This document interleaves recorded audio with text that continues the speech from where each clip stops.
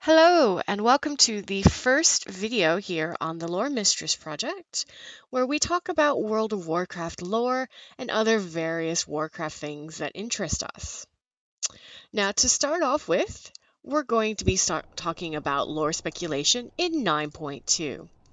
Now, last week, just before the weekend, 9.2 news was released, and it's talking about how we're going to be going to Zareth Mortis, how we're going to be taking on the Jailer and the Sepulture of the first ones, and also a lot of other really nifty things, such as the Cipher, the Enlightened, some great stuff.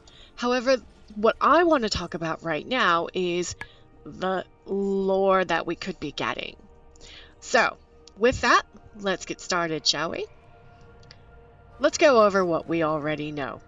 We know that 9.2 is going to be the last major content patch of the Shadowlands, and that the Jailer is going to be the last boss of the Sepulcher. Sepulcher? Sepulcher.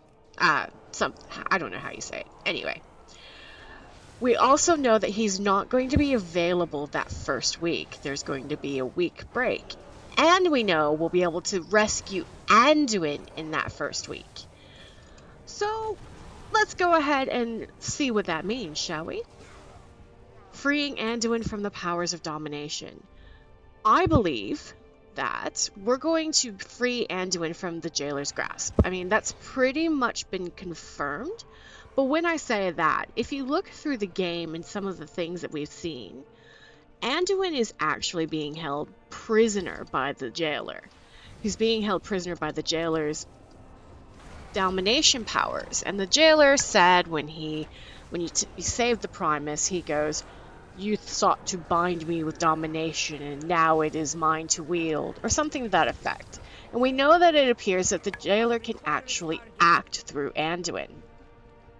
So I think that because there is a week between being able to rescue Anduin and the next part of the fight, that we will be actually taking a little break in either completely purging Anduin of that domination power, or Anduin's going to need the time to give us something a la the cloak that Rathian gave us in BFA to be able to resist that domination magic. I believe that there'll be a little bit of additional lore kind of accompanying that whole point as well. And we will find that that is a necessary break to do that. Now, I don't know if we're going to be using the Covenants or the Enlightened to actually help break Anduin out of that domination magic, but I do think that they'll have some sort of reason as to why it will take 7 days, so to speak. Mind you, if you rescue Anduin on a Monday, it wouldn't exactly take 7 days, but, hey.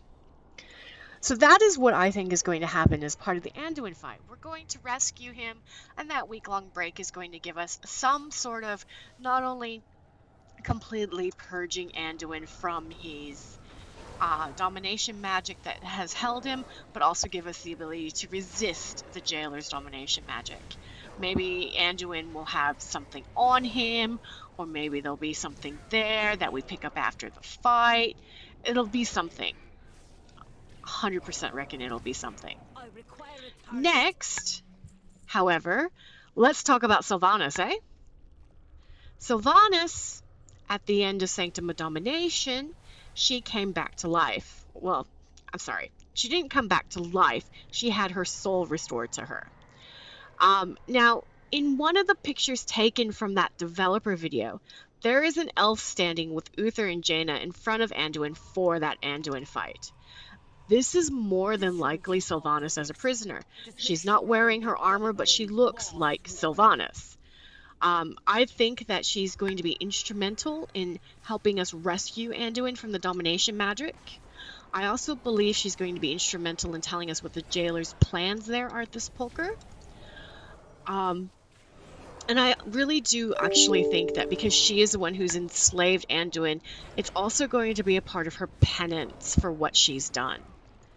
Now, I mean, I'm pretty sure Jaina probably still wants to murderize her because, after all, during the Sylvanas fight, she's like, Sylvanas, give Anduin to me! And Sylvanas was like, well, no. So I think we'll see how that goes. However, one thing that's really interesting is Uther's there. And it kind of makes you wonder, why is Uther standing there with Jaina and Sylvanas during the Anduin fight? Well, Uther has also had part of his soul restored, hasn't he? So he's potentially going to be somebody who's able to help guide Sylvanas through that shock of having part of the soul restored. But not only that, he knows what the domination magic is like. I mean, he had part of his soul ripped away with Frostmourne, didn't he?